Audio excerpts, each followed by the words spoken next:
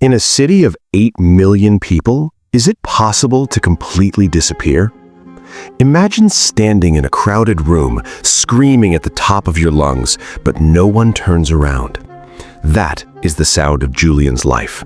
Until silence met a storm. You've tuned in to Wings of Love. Tonight's story isn't just a romance, it's a rescue mission. So, grab your headphones, this is mandatory for the full 8D experience, get under your blankets and close your eyes. We are going to New York. This is the ghost of Manhattan. In the heart of Manhattan, silence doesn't sound like nothing. It sounds like a heavy, suffocating pressure. For Julian, a 25-year-old Omega, that silence was a constant companion. It sat at the dinner table in their Upper East Side penthouse, pressing down on his shoulders while his parents discussed his younger brother's latest Ivy League achievement. Julian knew he was handsome. He saw it in the way strangers in the subway would do a double take, their eyes lingering on his soft features before flickering with a mix of pity and dismissal once they caught his scent. Omega. In a city built on alpha-driven ambition, Julian was a beautiful glitch in the system. His brother Archer had been born 3 years after him. The day Archer's alpha scent manifested at 13, the atmosphere in their home shifted permanently. Their father, a ruthless venture capitalist, had looked at Archer with a primal pride he had never shown Julian. "A true leader," his father had whispered, gripping Archer's shoulder.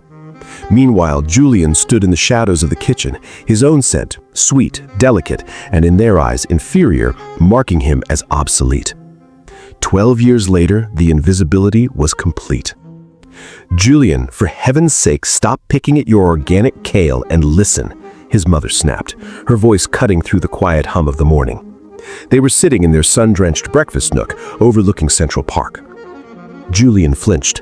The whispers at the back of his mind, the cruel, fragmented voices of his schizophrenia stirred at her sharp tone.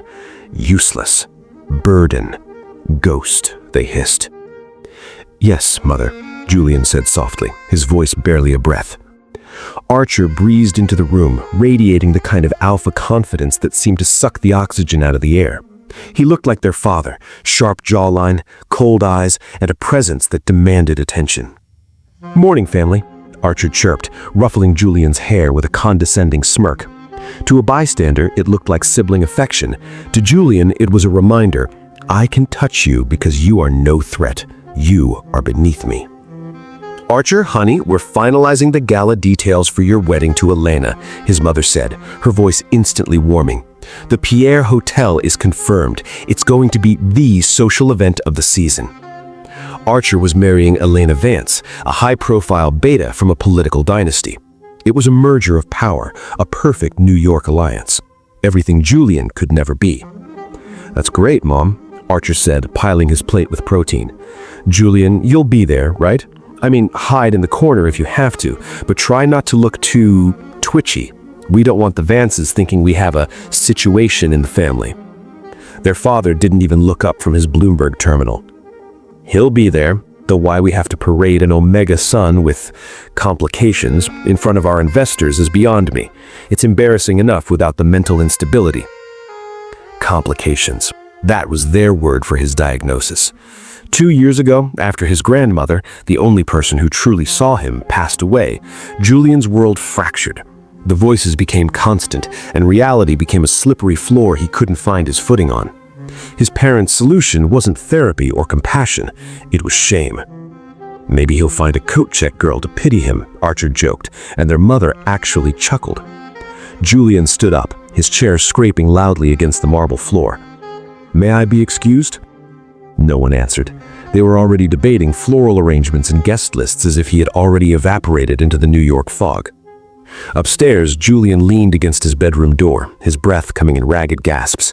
He reached for his pill bottle, his hands trembling. The voices were screaming now. "They hate you. You're a mistake. Just disappear." Suddenly, his phone buzzed, a text from Elena, Archer's fiancée. "Hey, Julian, I'm picking the playlist for the reception.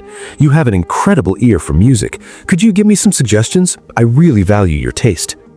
It was a small light in a very dark room, a single person treating him like a human being instead of a family secret. Julian stared at the ceiling, wondering how much longer he could keep pretending that he was actually alive.